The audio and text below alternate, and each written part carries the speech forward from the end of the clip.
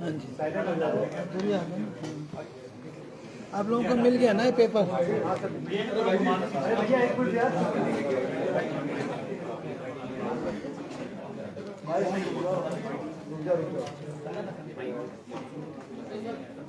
हाँ जी,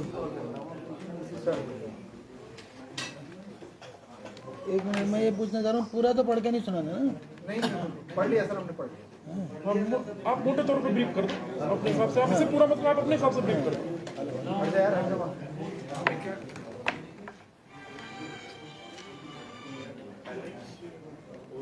देखिए, जैसा कि आप सभी लोग अवगत हैं, 4 और 5 दिसंबर 2021 को उत्तराखंड अधीनस्थ चयन सेवा आयोग द्वारा एक परीक्षा आयोजित की गई थी जो स्नातक स्तरीय परीक्षा कहलाई जाती है, और जिसमें सब इंस्पेक्टर या उसके इक्विवेलेंट, सब इंस्पेक्टर तो नहीं था एकदम, उसके इक्विवेलेंट पदों पर जो है भर्तियां होती हैं इसके माध्यम से। और ये परीक्षा में कुछ समय बाद इस पे सवाल लगने लग गए, और बेरोजगार संगठनों ने भी और सोशल मीडिया में भी इस पे जो है उंगलियां उठी। तो बेरोजगार संगठन जब माननीय मुख्यमंत्री जी से मिले तो उन्होंने, जैसा उनका एक ड्रीम है कि भ्रष्टाचार मुक्त उत्तराखंड बनाया जाए, उसी को का संज्ञान लेते हुए मुझे आदेशित किया कि इसमें एफआईआर करा करके आगे की कार्रवाई की जाए। और तब 22 जुलाई को इसमें एफआईआर हुई। ठीक है, पहले 420 धारा में एफआईआर हुई, सेक्शन 420, और धीरे धीरे उसमें 467, 468, 471 ये सब सेक्शंस भी जुड़ गए। पहले फ्रॉड की थी, फिर इसमें धीरे धीरे फोर्जरी भी जुड़ गई। तो आपको बता दें कि हमने इस विवेचना की गंभीरता को समझते हुए इस केस को, पेपर लीक मामले को, इसको एसटीएफ को दिया, और एसटीएफ की टीम ने बहुत ही आउटस्टैंडिंग काम किया है अभी तक। और इस पूरे उसका भंडाफोड़ करते हुए कि कैसे ये जो है पेपर लीक हुआ, किसने पेपर लीक कराया, और उस पूरी चेन की इन्वेस्टिगेशन की जा रही है। जितना फिजिकल एविडेंस है, जितना टेक्निकल एविडेंस है, इलेक्ट्रॉनिक एविडेंस है, सबको साथ में लेते हुए और 100% निष्पक्षता से और पारदर्शिता से विवेचना की जा रही है। विवेचना अभी जारी है, विवेचना खत्म नहीं हुई है, पहला पॉइंट। अभी तक की विवेचना से 15 अभियुक्त हमने गिरफ्तार किए हैं, और मोटा मोटा जो समझ आया है वो ये है कि ये वाला पेपर लखनऊ प्रिंटिंग प्रेस में छपा था, वहाँ से किसी कर्मचारी ने मिस्टर दास, अभिषेक वर्मा द्वारा जो है 4-5 दिन पूर्व इसके जो है तीनों पारियों के पेपर को जो है निकाला गया है, चोरी किया गया, और उसको यहाँ देहरादून जयजीत दास को जो है उसने उपलब्ध कराया, और वहाँ से एक एक दो करके ये फर्दर आगे चला गया। और जो लोग इसमें इन्वॉल्व थे वो रातों रात रामनगर के एक रिसोर्ट में और काशीपुर के एक बैंकेट हॉल में, वहाँ पर भी इनको पेपर भी सोल्व कराया गया, और वो कॉपियाँ आगे जो है इन्होंने पैसा ले करके आगे कुछ अभ्यर्थियों को उपलब्ध कराई। अभी तक की विवेचना से लगभग 50 अभ्यर्थी हम आइडेंटिफाई कर चुके हैं जिन्होंने ये इस तरह के पेपर लीक वाले पेपर प्राप्त हुआ जिनको, और उसके थ्रू जो है चयनित हुए हैं। इसमें और भी हो सकते हैं, अभी हमारे सत्यापन और पूछताछ और हमारी विवेचना जारी है, इसमें ये नंबर आगे बढ़ सकता है। अभी तक का मैंने बताया है कि अभी तक लगभग 50 लोग आइडेंटिफाई हो चुके हैं। इसी तरह से जो वो भी फ्रॉड के अभियुक्त तो हैं, और जो इन्होंने आगे पेपर बेचा है पैसा लेके, उन पे और ज़्यादा धाराएं लगी हैं, तो वो भी अभी ये नहीं कि 100% क्लोज हो गया, उसमें भी हमारी विवेचना जारी है। कुछ और अभियुक्त हमारे रडार पर हैं, और हम उनके अगेंस्ट भी साक्ष्य जो है इकट्ठा कर रहे हैं। एक पॉइंट ये है कि अब तक लगभग 83 लाख रुपए नगद बरामद किए जा चुके हैं। कुछ जो है अकाउंट हमने फ्रीज कराए हैं, कुछ हमने अवैध संपत्तियों का भी पता चला है, उस पर भी हमारी विवेचना जारी रहेगी।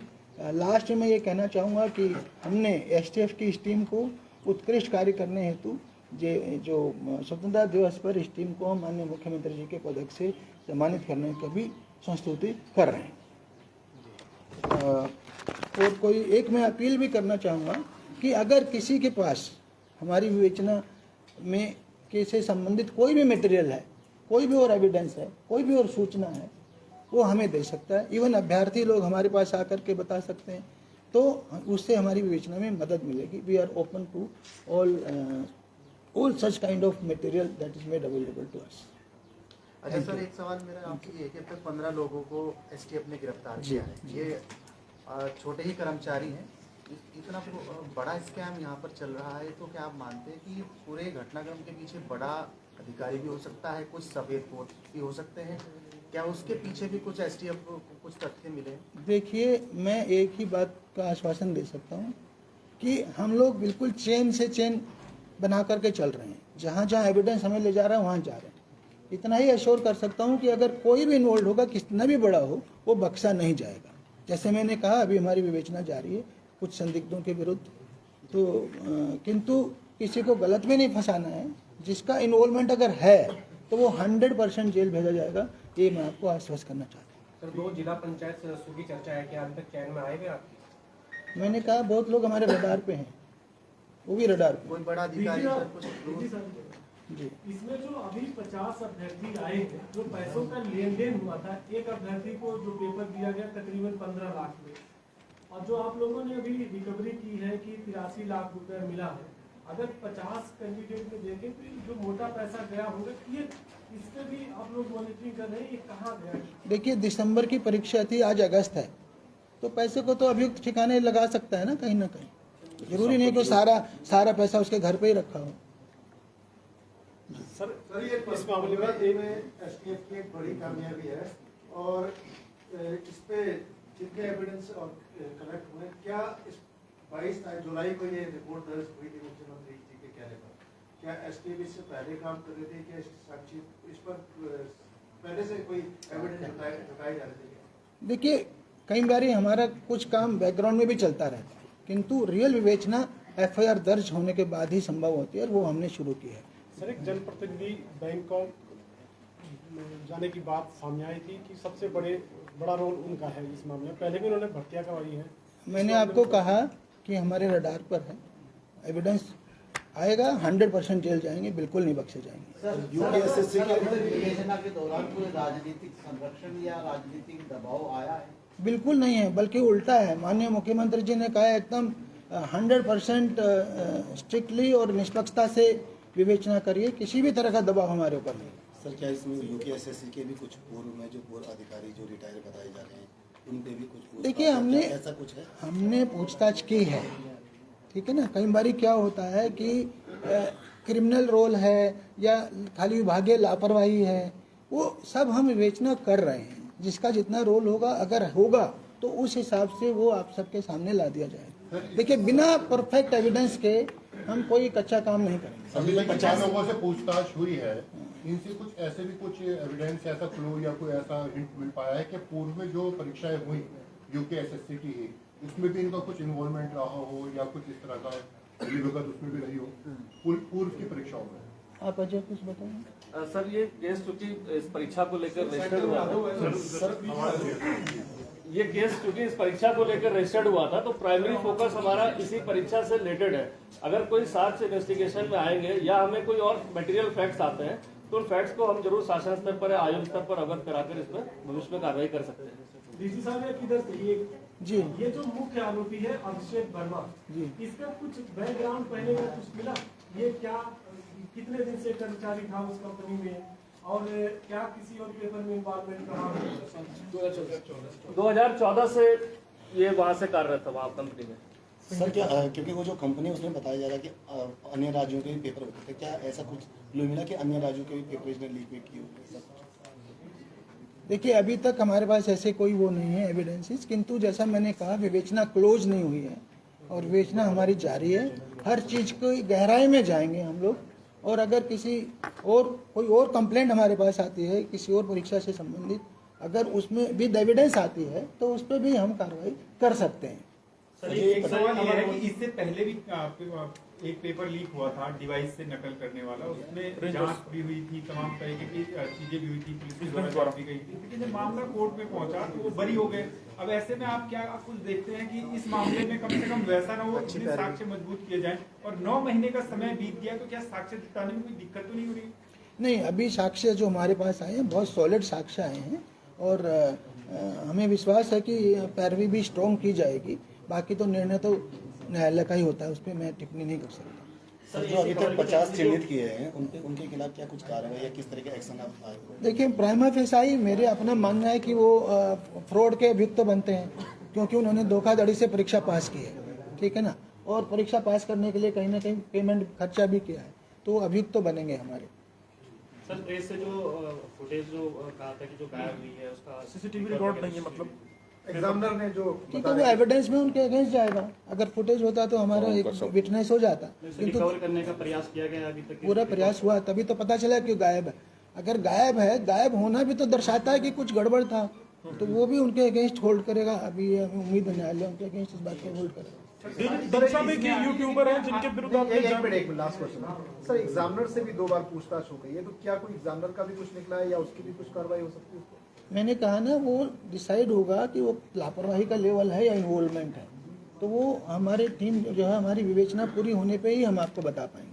सचिवालय तक जांच की आंच पहुंच चुकी है, सचिवालय तक, लेकिन क्या आयोग में भी कोई ऐसे अधिकारी बैठे हैं जो वहां पर इस तरीके से पेपर लीक करने में जिनकी भूमिका हो सकती है?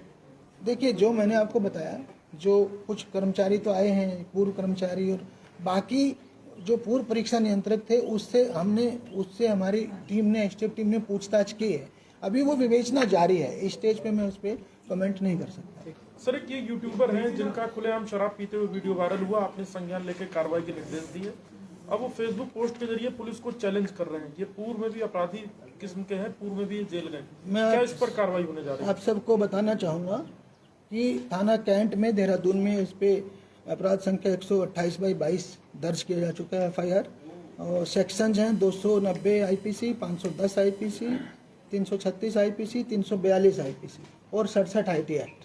तो इसके अंतर्गत जो भी विधि अनुसार, एज पर लॉ, कानून के अनुसार इस आदमी के विरुद्ध कार्रवाई की जाएगी। सर, एक सवाल ये है कि और भी दूसरे भी जो टूरिस्ट आते कुछ अपील भी है, ये तो देखिए, आपको पता है, हमने उत्तराखंड में ऑपरेशन मर्यादा चलाया हुआ है, और हम हमेशा से कहते आए हैं कि जो भी यहाँ की गंगा जी की, यहाँ के तीर्थ स्थलों की मर्यादा भंग करेंगे, उनके विरुद्ध कार्रवाई होगी। जो अन्य टूरिस्ट प्लेसेज हैं, वहाँ भी जो गंदगी फैलाएंगे या कुछ और गलत काम करेंगे, जो विधि के अनुसार नहीं है, जो कानून के अनुसार नहीं है, तो ऐसे लोगों के विरुद्ध हमारा ऑपरेशन मर्यादा चल रहा है, और ये सरेआम चैलेंज कर रहा है, तो इसलिए इसके विरुद्ध तो और कड़ी कार्रवाई निश्चित है। सर, अभी 15 अगस्त को लेकर सीमाओं पर किस तरह की सुरक्षा व्यवस्था के इंतजाम किए गए हैं, क्योंकि 4 दिन बाद स्वतंत्रता दिवस है और कई ऐसे खत भी मिले जो धमकी भरे थे? देखिए, हम लोग हमेशा से अलर्ट रहते हैं ऐसे अवसरों पर, और हमारी ओर से पूरी इसकी तैयारी रहती है, हर दृष्टिकोण से तैयारी रहती है। उसमें आपको पता ही है, बहुत सारी हमारी टीमें वेरिफिकेशन में लगी होती हैं, बहुत सारी हमारी ATS की टीमें लगी होती हैं, कहीं पे हम लोग BDS टीमें लगी होती हैं, डॉग स्क्वाड्स लगे होते हैं, वो सारा हमारी टीमें लगी हैं, और हम लोग पूरी तरह सजग हैं। सर, हजारों युवाओं की नजर PHQ पर है, आगे पुलिस भर्ती में अब आप लोग, आपकी भी परीक्षा लटक गई सर, ये देखिए, ये मैं जरूर चाहता हूँ कि हमारी परीक्षा जल्द से जल्द हो, क्योंकि हमारी वैकेंसी बहुत ज़्यादा हो चुकी है। फिजिकल एग्ज़ाम हमने पूरा कराया है, हमने आयोग से अनुरोध भी किया था कि हमारी परीक्षा जल्द से जल्द कराई जाए। मैं उम्मीद करता हूँ कि जल्दी कोई रास्ता निकलेगा और पुलिस परीक्षा जल्दी होगी। ठीक सर। अच्छा सर, एक लास्ट ये है कि कल सर त्योहारी सीजन भी है और पूरा शहर जाम रहा, लोगों को दिक्कत हो रही है, नेताओं से लेकर अधिकारी तक फंसे रहे कई घंटे। किस तरीके से इस जाम से निकलेगी राजधानी? देखिए, आप भी जानते हैं, कई बारी कई चीज़ें एक साथ हो जाती तो मुश्किल हो जाता है। मुझे लगता है कल शाम बाजार का भी पीक टाइम था, और लोगों के, क्योंकि आज राखी है तो लोग एक दूसरे के घर जाने का भी पीक टाइम था, और बारिश भी 3 घंटे लगातार आई, तो पूरा शहर उससे पानी से भर गया। तो आप तो समझते हैं, ऐसे में कई बार हो जाता है। फिर भी हम लोग मैंने निर्देश दिया SSP और SP ट्रैफिक को कि अपनी ओर से बेस्ट प्रयास करें, कोशिश करें कि ऐसा ना होने पाए भविष्य में। मेरे ऑफिस में, अब मेरे ऑफिस में, सर, इसमें IPC बता दीजिए, IPC क्या है?